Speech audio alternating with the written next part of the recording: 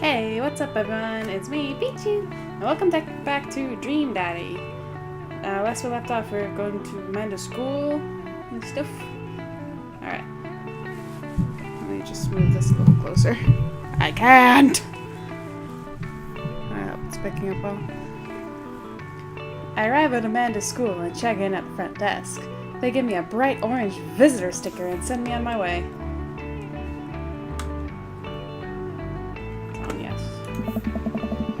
I'm barely awake and feeling pretty haggard, but hopefully no one will notice. I check my watch and I'm relieved to see that I'm only 2 minutes late. Wait, was it room 103 or 108? I spot a youth standing at his locker and approaching for help. Excuse me, do you know where Mr. Vega's class is? Oh my god.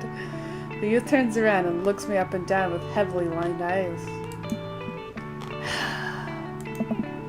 Come on, kid, I'm late for a meeting. Mr. Who? Mr. Vega. I don't know, have you tried the exit? Okay, wise guy, are you gonna help me or not? Fine. Up those stairs and to the left, can't miss them. I head up the stairs and walk around, unable to find Mr. Vega's class anywhere. After a couple minutes of searching, I head back downstairs. The punk youth sent me on a wild goose chase. I get back to where that low-rent Gerard Way is standing, fully ready to give him a piece of my mind, when suddenly a head pops out of the classroom next to his locker. Oh! Moshin, don't you have a third period to get to? Fine, Mr. Vega. Oh! Wow. Now I'm officially 10 minutes late. I glare at him as he walks away. We're not cool. Oh! You must be Kendall. This period's almost over. Would you mind waiting in the back? Ah! Mr. Vega leads me in, and I take a seat in one of the comically small students' desks in the back. I might get stuck in this. Ah! Alright, where were we? Now, who can tell me about the unreliability of the narrator in J.D. Salinger's Catcher in the Rye? Yes, Colin? Colin stands up and does a thing where he blows into the crook of his elbow to make a fart noise. Wow. The whole class erupts in laughter. That's something my class would have done. Somebody in my class would have done. Alright, everybody. Very funny, Colin. Please sit down. Ah! Now, Holden Caulfield is an unreliable narrator in the sense that the bell for the end of the period rings. All of the students immediately get up and make a break for the door. Huh? Remember to do the reading and answer the response questions on page 194 in your textbook. Nobody's listening. Oh. Or not, I guess. Mr. Vega turns to me and sighs. Middle schoolers, right? Oh, this is only middle school? Don't you teach high schoolers? Oh, wait, is this high school? Both. You know, budget cuts. Right. Thanks so much for coming in. No problem, Mr. Vega. Oh. Please, call me Hugo. I don't normally do these impromptu parent-teacher meetings, but as I'm sure you know, Amanda's a very bright student and I'm concerned about her recent behavior. What's going on? Amanda has never been the most engaged student, but I know she cares. Recently though, she's been falling behind, she's not completing assignments, and she has been doing rather poorly in tests. I'd normally chalk this up to senioritis, but this is strange. I thought Amanda always shared everything with me. It hadn't even crossed my mind that something might be wrong. I just wanted to ask, is everything okay at home? We just moved. She's fine. She has a tendency to bottle things up. Okay, wait, be honest. Well, we just moved recently, but it was only to the other side of town, and Amanda was more excited about it than I was. See if you can talk to her about it. I know she values you a great deal, and would appreciate your guidance if she keeps heading down this road. I know how important art school is to her, and I would hate to see her miss out on scholarship money that she clearly deserves. I'll make sure to talk to Amanda. Thanks for letting me know, Hugo. Hey! Anytime. On my way out, I stopped, thinking for a moment. I turned to Hugo. Hey, Hugo? Yes? They ever catch that guy? Oh, he made a pun. Yes. I leave the classroom and make my way to the school. I'm still a little bit in shock that Amanda was able to hide this so well from me. She's always been such a force for positivity in my life, especially after we lost her father. Amanda must be done with classes for the day by now. I'm sure she would appreciate a ride home, and maybe I can talk to her about what's going on. I pull up to the carpool and Amanda hops in the passenger seat. So, did you have fun gossiping about me? Mr. Vega and I actually gossiped about your celebrity crushes. So you talked about Mario Batali the whole time. It was a very productive meeting. I'm pretty hungry. Can I grab some dinner? Sure thing. I can make something at home. Let's go to the mall food court. Does that sound good to you? Yeah, sure. Why the mall? Jeez, can Jack take his daughter to the mall? Will you buy me things? I will buy you a thing, singular.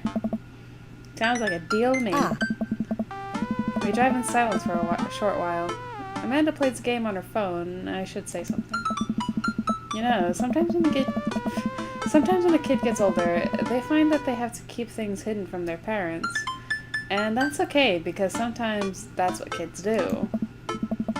And that's okay, but also sometimes it's good to have the parents' perspective, because, you know, maybe the parents have also dealt with similar situations, and maybe they're a little cooler than you give them credit for. Anyway, what I'm trying to say is that it's good to share. Love you! Have you been reading my tweets? You have a Twitter? What? Never mind. Look, sweetie. Mr. Vega said you haven't been participating in class and that you're not turning things in. Oh, I'm fine, Pops. Senioritis and all that. I thought you liked Mr. Vega's class. It's fine. He's fine. We pull up to a stoplight and I Amanda. She's still texting. I want you to know that you can talk to me about anything. Aww. I can tell that whatever it is, she doesn't want me knowing about it. That's frustrating.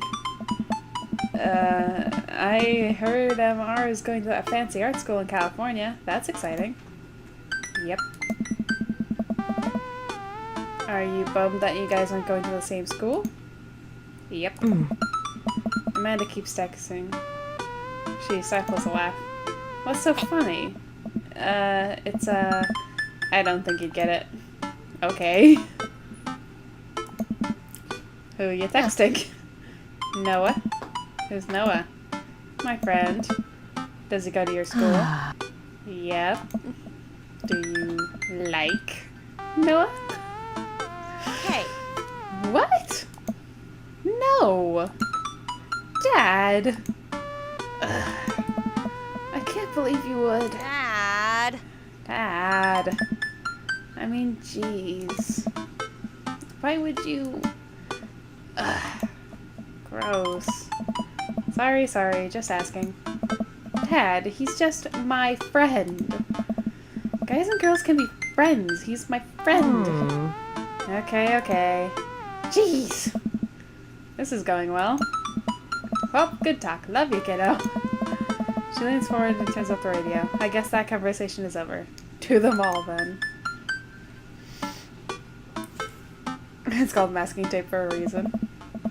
We arrive at the mall, a big indoor shopping center with a couple of different floors.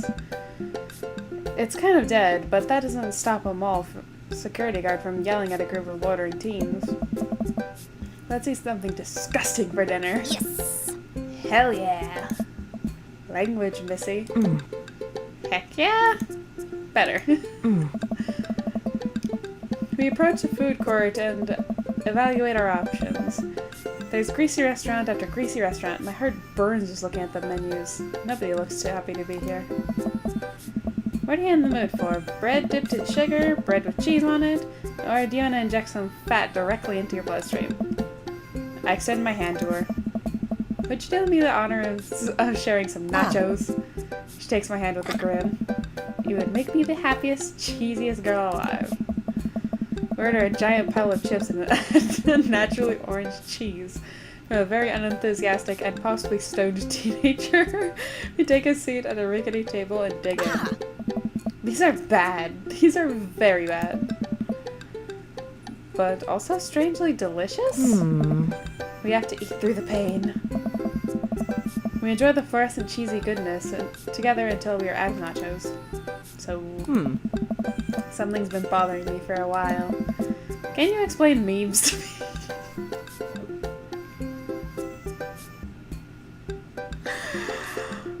Wow. Which meme? All memes. Aww. Amanda sighs deeply and puts her head in her hands. Aww. Dad, it's complicated. See, memes are inside jokes shared by a bunch of people that get less funny the more people do it.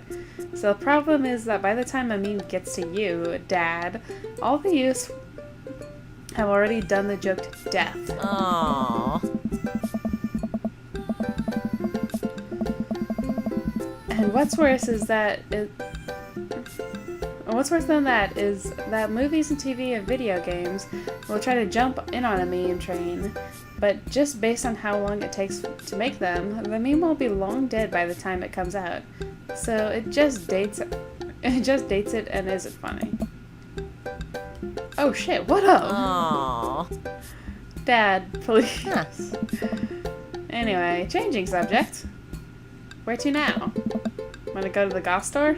Wanna go to that goth store? What? You know, the one that's all black and tries to establish itself as anti-establishment despite being an exact representation of the establishment. I don't know what store you're talking about. You know, the one where you can buy chain wallets and it's basically an assault on people that fought so hard against in the punk and hardcore movements of the 70s and 80s. Dude, you gotta be more specific. The one you threw up in that one time. Oh, that one! Yeah. Amanda runs into the store with me trailing behind her. She makes a beeline for the back. Alright. There it is! You can still see the outline, kinda. I'm so proud? Speech! Amanda. Yeah. Speech! Speech! Speech! Speech! Alright, I'll do it if you stop chanting. Amanda stops immediately. I clear my throat. Thank you all for joining us here today to commemorate a historic moment that would forever shape history. On a day very much like today, some 5 years ago, our very own Amanda and Glitch had too much blue raspberry slushy on an outing to the something. After begging her father to take her to Dead Goth and Beyond to buy... Oh, it keeps going where I can't read it, I'm sorry. To buy rainbow suspenders, she proceeded to throw up all over a display of My Chemical Romance merchandise. Her loving father then had to pay for said merchandise, which to this day remains something. Amanda is moved. She begins clapping. Slow at first, then faster and more vigorously. Several other patrons turn their head. One of them also starts clapping. I bow my head. Hey. Oh hey, chain wallets! While Amanda busies herself looking at band t-shirts, I try to find something to interest myself.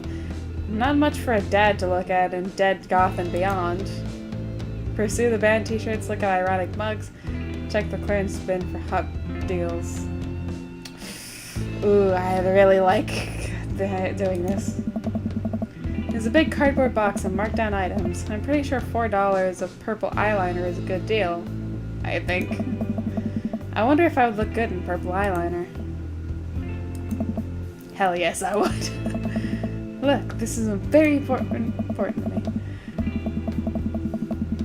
Hello, Dracula. I overhear a stifled argument over the cash register. An older gentleman is carrying a garment and showing to a bored-looking cashier with pink hair. I can see that. Don't know what to tell you, dude. I just work here. Oh my! Listen, when I bought this online, the website said that this blouse was Victorian-inspired. However, when I received it, it clearly held the trademark of Edwardian dressage. Do you want a coupon? I can give you a coupon. Will you leave if I give you a coupon? Is there a manager present? People have to know what they're buying. I am the manager. I see. Well, it would seem that I have outstayed my welcome. Good day, shopkeep. Your superiors will receive strongly worded letter by post. Whatever, dude. The man whirls around and storms out, his literal coattails trailing behind him. I can't tell if they're Victorian-inspired or Edwardian in nature. Amanda trots up to me with a t-shirt in her hands. Oh boy, here it comes. Oh no. Hey, Dadtron 5000. Yes, I'll buy it for you. Wow, that was easy. Thanks. At least it's only one this time. Amanda plops down the shirt on the counter and grins at the cashier.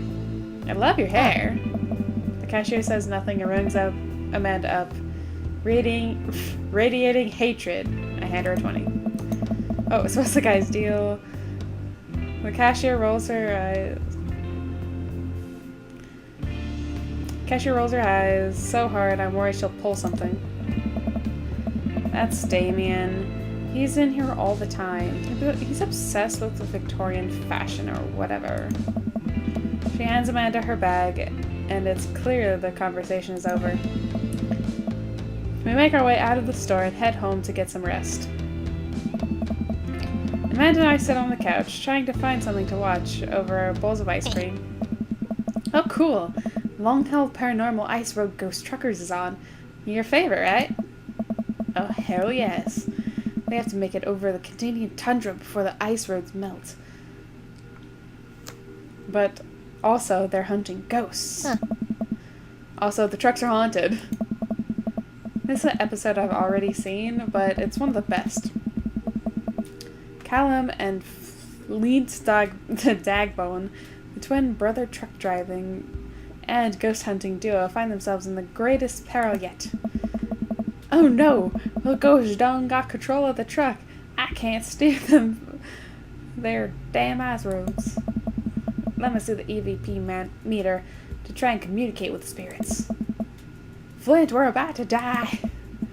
I almost got it. If you listen carefully, it sounds like it's saying, you're going to die. Huh? That's because we are about to die, you. This is art. The episode ends, and Amanda excuses herself to go start arguments on the internet. I stay up a little longer, curious about the exploits of Callum and Flint's dog Bone after the disastrous ice road accident. Afterwards, I crawl into bed and get a good night's sleep. Take care of your health while you're still young. Look at situations positively.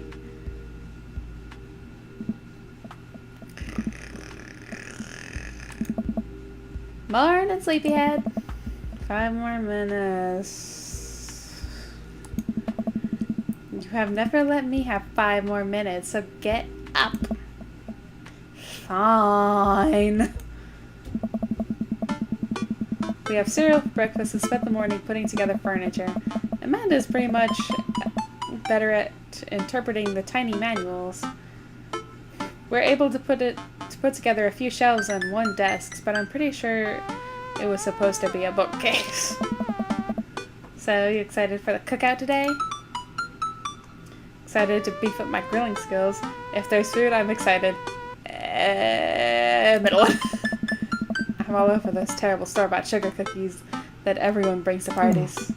Yeah, those are bad. Which means they're more for me. Don't you want to meet some people in the neighborhood? I'll probably end up standing in a comfortable corner with a plate of food and hope nobody talks to me. Dad, you're a beautiful work in progress. We will get that butterfly to emerge from the cocoon. The social butterfly. Well, we better get start getting ready. We definitely don't want to be late. What? No. We have to be fashionably late. Who shows up to a cookout on time? You know what? We're going early just because you said that. I head out the door and Amanda reluctantly follows. We walk across the street to Joseph's house. The store-bought veggie plate. I'm a terrible cook. It doesn't involve a grill. I guess we're not as early as we thought. Joseph's backyard is already packed with people, and the smell of hot dogs waft through the air. Small children run through a sprinkler, and adults chat in small clusters. I set our veggie plate down on a table next to 2 other veggie plates. Huh. Hey, there's Joseph. I have to get his attention. The moment he sees us, he jogs over, arms open wide. Welcome! I'm so glad you two are here. And you brought veggies. So did 2 other families. You're not creative. Let me introduce you to my family. Kids, come on over here. This is Chris, my eldest. Hi. Oh. This is Christian and Christy. They're twins. They stare creepily and say nothing. That is kind of disturbing. Then, of course, there's our youngest, Krish. Wait, where is Krish? Maybe Mary put him in his crib. Oh no, it's the woman from the bar the other night. What is she doing here? Oh, that's his wife, isn't it? Ah, and how could I forget my lovely wife, Mary? I think your wife was trying to cheat on you. Hey. Joseph pecks her on the cheek. She smiles. Ah, Mary, sweetheart. Did you put Krish to bed? I'll have to go look for him. What? You'll have to. Joseph takes a moment to regain his composure. Mary, this is our new neighbor, Kendall, and his daughter, Amanda. I'd shake your hand, but I have a glass of wine that I need to tend to. Of course you do. I love her. Nice to meet you, Mary, for the first time. Charmed. Well, I have to go over there now. Mary leaves. Oh god, this is so awkward. I wonder if Joseph knows. I wonder if Mary knows that Joseph knows. I wonder if Joseph knows that Mary knows that I know. It takes all my energy not to run away from the barbecue and start fresh in a new city. My wife has a wonderful sense of humor. But please, you two enjoy the barbecue. All the guys are really excited to meet you. Amanda and I mill around and try some of the food spread out on the table. I pick at some deviled eggs. Amanda grabs a small paper plate and immediately begins piling it with baked goods. I don't want to have to make friends. That was literally me when I moved to Oregon. I was just like, I have no idea how to make friends. And then the first friend I made, like one of the first friends I made nearly gave me a heart attack. Still love her though. She's an amazing friend. Aww. Come on, Dad. Who are you gonna party with when I go off to school? But I don't want to have to do pleasantries. Dad. They're gonna make me... They're gonna talk about weather. Go do it. Make a friend. But how could I possibly abandon my only child at a social function? That's... bad parenting. This plate of cookies is my new dad. Bye. Amanda shoves me to the center of the yard. Well, here goes nothing. I look around the party and I'm surprised to see some familiar faces. Isn't that the barista from the Coffee Spoon? I really like him. Didn't I meet that guy? Oh, God, no. Bar. Didn't that guy throw a frisbee at my head? Isn't that the guy who's throwing a fit in Dead Goth and Beyond? Isn't that Amanda's teacher? Hey, I know Greg. Oh, hey, look, he has a baby. But wait a second. All of these people live in the cul-de-sac? That can't be right. I'd better investigate. Hi. Burger time. Nope. Matthew, go quick. Yay! Matt and Hugo seem to be embroiled in an intense discussion. Craig looks on, smiling politely. I walk over and say hello. As in, Craig's literally just going, I don't have a clue what you're talking about. Well, I don't think it's fair to try and compare two art movements like that. Periods in art only exist because they are unique byproducts of social and political climate of the time. And the text just went off screen, so I can't even read it. And place, and try to take something like, say, a Baroque period and compare it to postmodernism in America. You're completely disregarding the... Man, you guys seem to be so busy talking that they don't notice me. Craig leans in. Dude, I have no idea what's happening. I was right. Dr. Craig. I turn my attention to Craig, who seems a little more attentive to my existence. How'd resistance training go the other day? Oh. Great. Little River here is a great cheerleader. Aren't you, tiny bro? Craig grabs River's arm and waves them around. Oh. You can do it, Dad. I'm so proud of you, and I'm sorry for pooping on you. That's so cute. She must be a handful at that age. Oh, they always are. But it's so worth it. Craig grabs River's arms and waves them around. Also, I'm sorry for throwing up on you, Dad. How you settling in? Almost done. The new place is perfect. I never get too comfortable. It's really cozy, and the neighborhood is beautiful. I'm so glad we moved here. I'm even more glad that we were right next to my old best friend. Craig gives me a playful punch on the shoulder. Ow! I remember that hurting less in the past. Sorry. I've been doing push-ups and stuff. Kendall, how are you doing? How are you liking the neighborhood? Oh no, we just realized that you existed. My apologies. It's pretty nice. Everyone's been super friendly. Seems like your daughter is fitting in just fine. Matt points across the yard to where Amanda, Daisy, and another young girl are playing.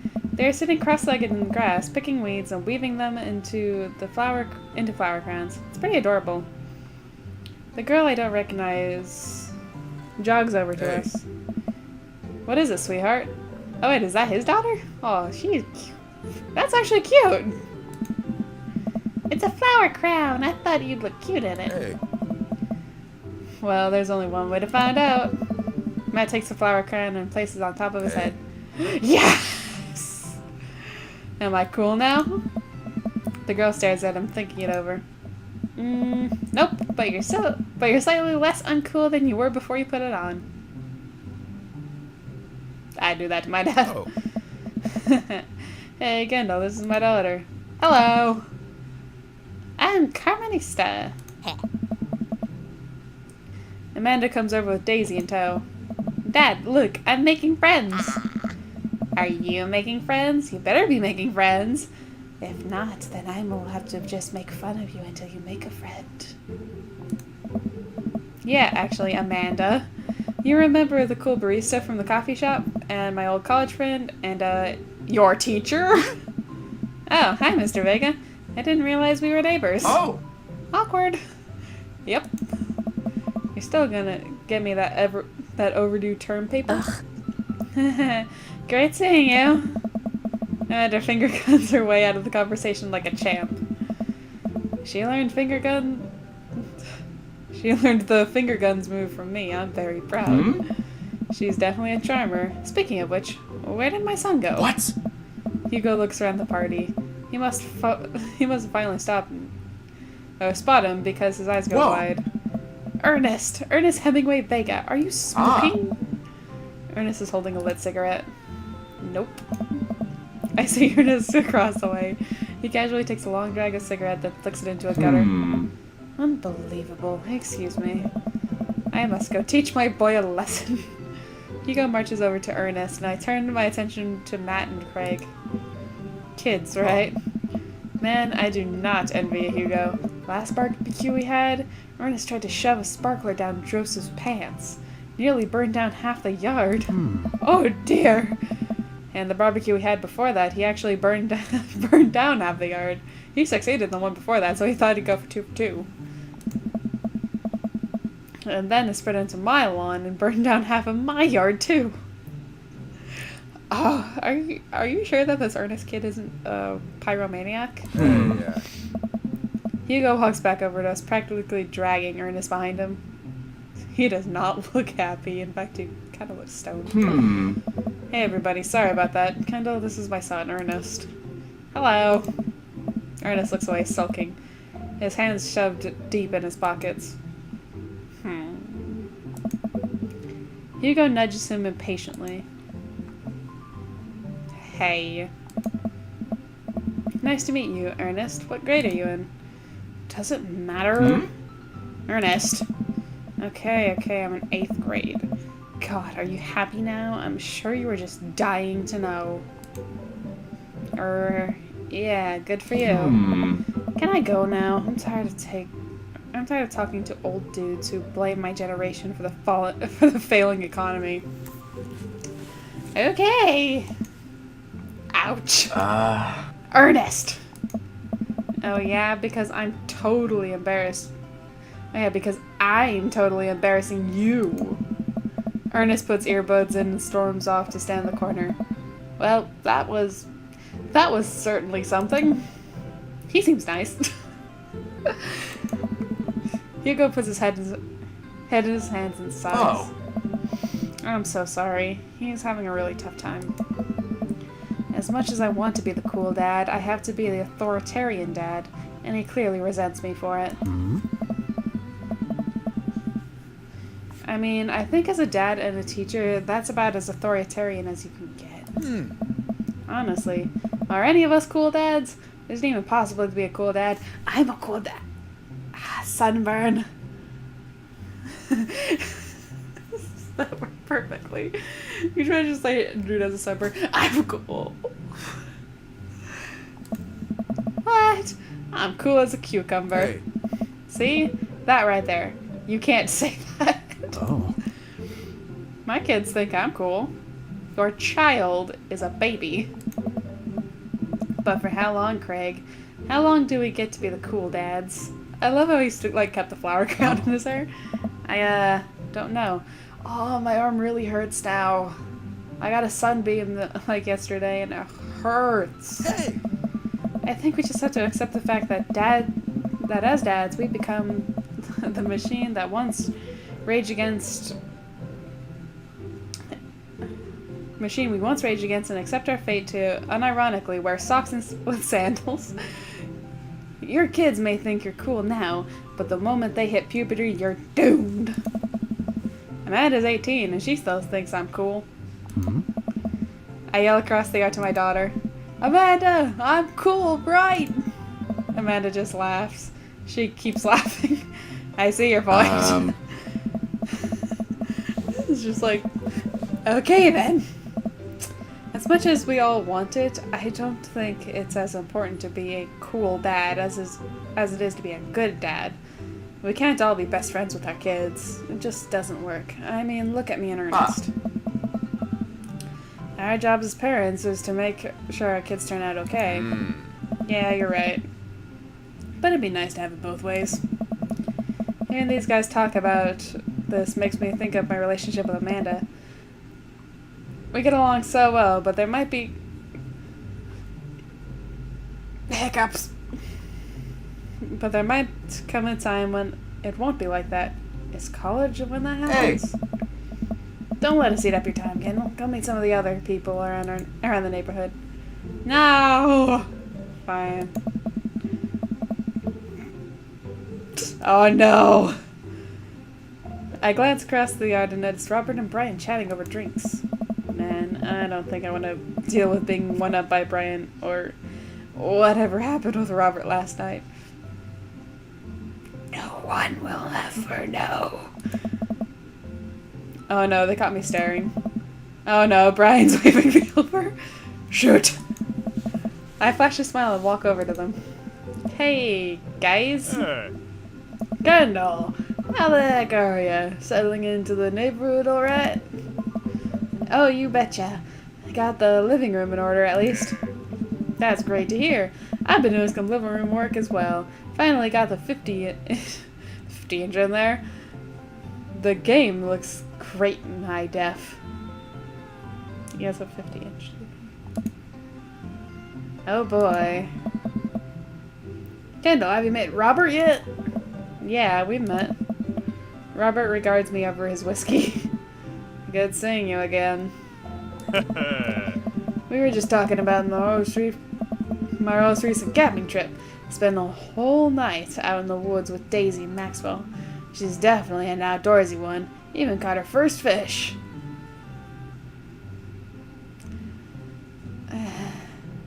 That's kind of making me look back and just like, oh wow, I didn't do much as a kid. I was in Girl Scouts, and that's most of the camping I ever did was Girl Scouts related. And some Boy Scouts, I don't know. I'm not going to get into it. It's good to see you taking your daughter out like that. I bet she loved it. Oh. And it's great that she loves outdoors. Mine loves being inside. Brian raises his eyebrows at me. Being inside, making art. She won a local art competition for that art. Yep. Oh. Did I put it on too strongly? Robert stares at me blankly for a second. Anyway, I haven't gone camping in years, not since the last time. Same here. Well, things change once you have a kid. Wait, what happened last time? Robert takes a long sip of the whiskey. Oh, that means a long story. Well, old Johnny Boy and me were out in the backcountry. Johnny Boy is a strong kid. Met him in my army days. Comes from Kansas. They build him tougher out there. Anyway, things go south pretty quick. Johnny Boy breaks his ankle when the rope bridges. You could see the bone popping out through his skin. And Johnny Boy's screaming now, crying for his mama, losing blood. We're 2 days out from the next living soul, and here I am with my dear friend bleeding out in front of me. I agree with his face. I'm able to dress the wound, but now I got a fireman carry a 6-foot, 180-pound man over some of the toughest terrain I've ever been in. I won't lie to you. There were moments during those 2 days when I thought about leaving old Johnny Boy. But you build a bond with your brothers in arms, and that bond never breaks. I got that boy back to civilizations, but I lost some of me out there. I guess that's camping for you. Brad and I stare in disbelief. Robert takes another long sip of whiskey. Hey. I'm just kidding. My friend John and I went inner tubing down a river, and he lost a flip-flop. Missed that kid. Ah. Okay. Brian and I laugh nervously. Or am I kidding? Brian and I tense up again. I'm kidding. Amanda and Daisy barrel up to us laughing. Daisy's holding a paper plate in front of her like a steering wheel. We gotta get off this haunted truck. Oh no, the ghost locked the doors. Quick, hit the emergency escape button. But trucks don't have emergency escape buttons. Aww. Then hit the brake, I guess? And then we'll get out of the truck. The imaginary truck. Anyway, we're safe from the ghosts. But how will we ever survive this Arctic tundra? Daisy, you might have to eat me. Are you prepared to do that? I'm prepared to do anything to survive. Oh god, that face. That's cold-blooded. I like that. Although, I'm not sure I have the materials required to properly cook you. You know, that reminds me of the last time I was skiing. Oh no. Robert! Hey. Wait a second. Are you guys playing Long Haul Ice Road Paranormal Ghost Truckers? That's way too long of a title. I'm just saying. Yeah. Amanda and I love that show. It's the best, especially the episode where Callum finds Flint's keys and Flint retaliates by breaking an ancient curse urn and sending the spirit after him. Yeah, it's such quality reality in television. I don't watch a whole lot of television, but I do enjoy that show. That and war documentaries. Okay. Alright, Daisy. I found a couple of bugs. They're gonna make a great meal. Lots of protein. Gonna keep us from starving out here in the harsh, icy wasteland. But there's a whole table of food right over the... Daisy, it's a game. We're playing pretend. It's what kids do. Let's live a little. Amanda gives Daisy a handful of gummy worms from the snack table. They eat with mock disgust. Let's go find kindling for a fire. Okay. But not an actual fire. Because we're playing pretend? Now you're getting it. Daisy and Amanda run off. What a cute couple of kids. Hey. Man, I've never seen her get along with anyone so quickly. I guess Amanda just sort of has that way with kids. That's kind of amazing. Daisy doesn't really get along with kids her age. It's nice that he's not trying to one-up me this time. Maybe we can have a regular friendship after all. Really? She just kind of keeps to herself. Her teacher says she spends every recess in the library. I think the other kids are intimidated by her intelligence. There it is. I wouldn't worry too much. Amanda was shy at Daisy's age. She used to have a habit of crawling under tables and crying every time we took her to a restaurant. She bit people too. Oh, kids, right? She's like, oh, come here. I screamed at people when I was, like, very little. Gotta love him. You're required by law. Or you're required to by law. I hear that. Well, since they're getting along so well, maybe we should try to put together a little play date for them.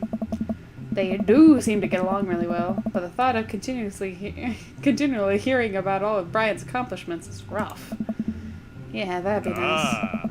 Well, I don't want to take up too much of your time. Go meet some of the other fellas. Well, I guess I have to do this. I spot Joseph chatting with the guy from Dead Gotham Beyond by the grill.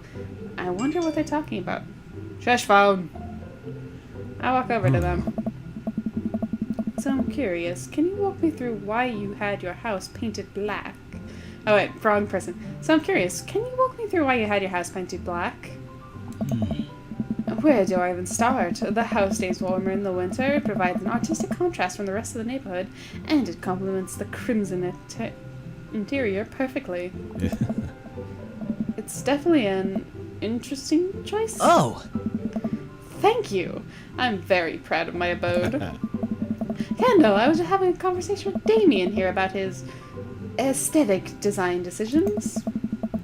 Damien regards me up and down with a warm but critical eye. How do you do? I don't believe I've had the pleasure. I think I saw you in Dead Gotham Beyond the other day. Damien's face turns bright red. I must apologize for my behavior on that day. You see, I take the goth lifestyle very seriously, and to be caught in a ruse by such a corporation as Dead Gotham Beyond was profoundly frustrating indeed. I hope you know that while my anger does not, or may not have been justified, it was no such way for a gentleman to act. It's okay, man. Oh. Do tell me about yourself. Are you new to the area? Yes, my daughter and I just moved in the other day. She was the one I took to Dead Gotham Beyond. Very good taste on her part. Does she partake in the goth lifestyle? I think for a second. I look over to Amanda, who's hanging out with some of the older kids in the neighborhood. Oh my. Hey Amanda, would you consider yourself goth? Amanda yells back. I wouldn't necessarily try to fall under any one specific label, but I guess if I had to choose, I'd more describe myself as twee hipster with some normcore leanings. Bats are cool though. Ah, pity. Oh. Are you enjoying the party so far? Oh, definitely. Thanks so much for putting this on. It's nice to be in a cul-de-sac where everyone's so friendly and welcoming. Yeah. Amanda walks up to the conversation. I also like The Lost Boys a lot. Really good movie. Does that count as goth? That it would, my dear. I don't believe we had the pleasure of meeting. Damien Bloodmarch, at your service. Okay, you are a vampire. Damien finished his sentence with a flourish and a bow, producing a single rose and offering it to Amanda. Aye! She's only 18, you back off! Huh. Amanda blushes and returns the gesture with a curtsy. My, do you know how to treat a lady? Hello, Amanda. Oh god. It's quite literally children that belong in The Shining. Seemingly out of nowhere, Joseph's twin kids appear. Are they speaking in unison? Hey. Won't you come play with us? Come play with us. Forever. Oh god, they should be in The Shining. Oh. You guys, enough with the creepy twin shtick. We've talked about this. Christian and Christy walk back slowly back away. Where do you think they got that from? Or where do you think they got that from? Mary pops into the conversation, wine in hand. I don't know. The Shining! Mary takes a long sip of wine. Sorry I'm getting the reference wrong, but I feel like that was in The Shining. It's also been a while since I've seen The Shining, so I'm sorry. I think I might have taped over the VeggieTales VHS with The Shining. I was right! Who knows? She takes another sip of her wine. Where's Chris? Wasn't he with you? You had him a moment ago. He's probably stuffing dirt in his mouth. He'll be alright. Toddlers are pretty resilient. Dude, are you seriously going to take that? Mary tips her glass to me. Ain't my first time to the rodeo. It's my fourth. I have squeezed 4 little... Sweetheart, would you do me a favor and please find Krish? That would be great. I'm sure he's fine. Mary? Okay, jeez. Mary finishes her wine and wanders off. Oh no, I should have known. Dad, can we go now? Ah, Lucian. Have I introduced you to Kendall yet? Hey, it's that punker of Amanda's school. I remember you. Whatever. That's no way for a young man to speak to his elders. Be polite. Lucian bows. Whatever, sir. Lucian bows again. Mr. Christensen, may I have a veggie burger, sir? Oh. Sir. Coming right up, bud. Are you vegetarian? Yep. Oh. Make that 2 veggie burgers.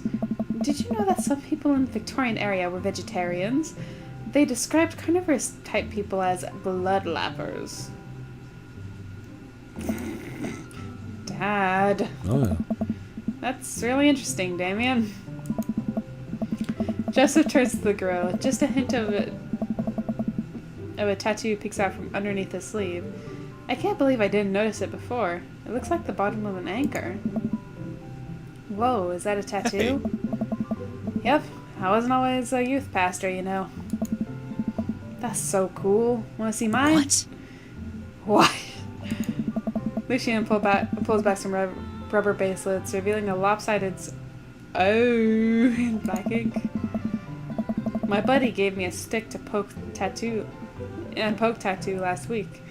I think it's healing up pretty good. Lucian! We'll talk about this later. That's pretty cool. What's the significance of the tattoo? Oh god, Don't tell him. I don't know. I just thought it looked sick. Oh dear.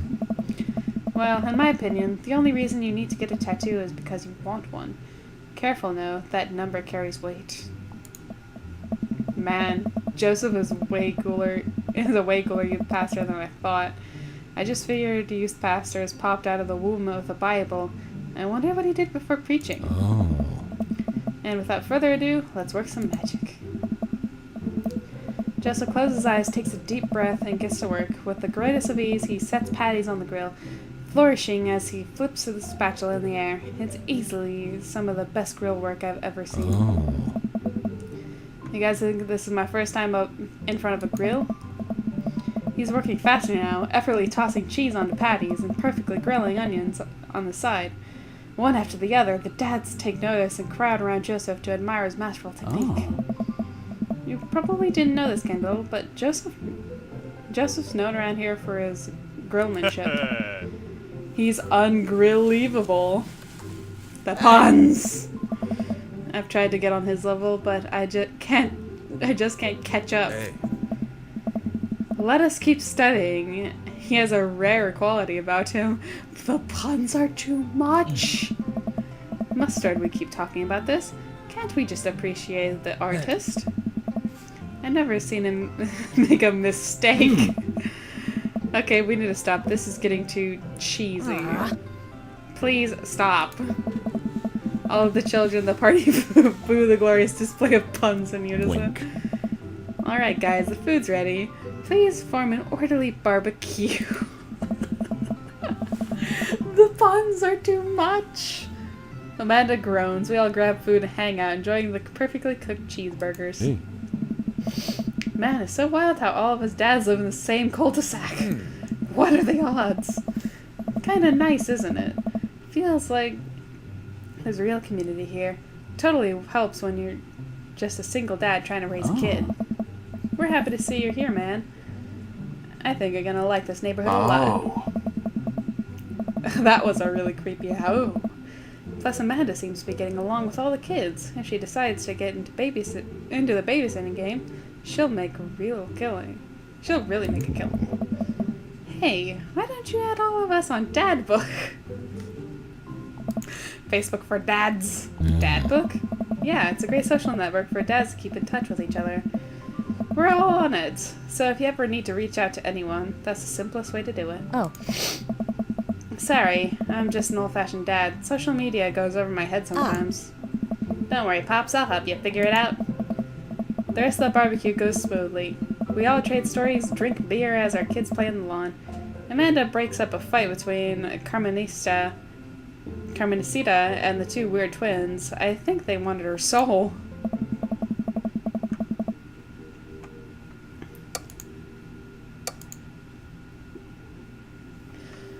Alright, well I think I'm going to end it here because I've been playing for almost an hour now because that entire scene, oh my god, that took so long. But that was interesting. Yeah, definitely a lot of interesting characters. Yeah. Anyway, hope you guys enjoyed. Hit the like button if you did and subscribe to Common Pokemon today. I'll see you guys next time, so bye!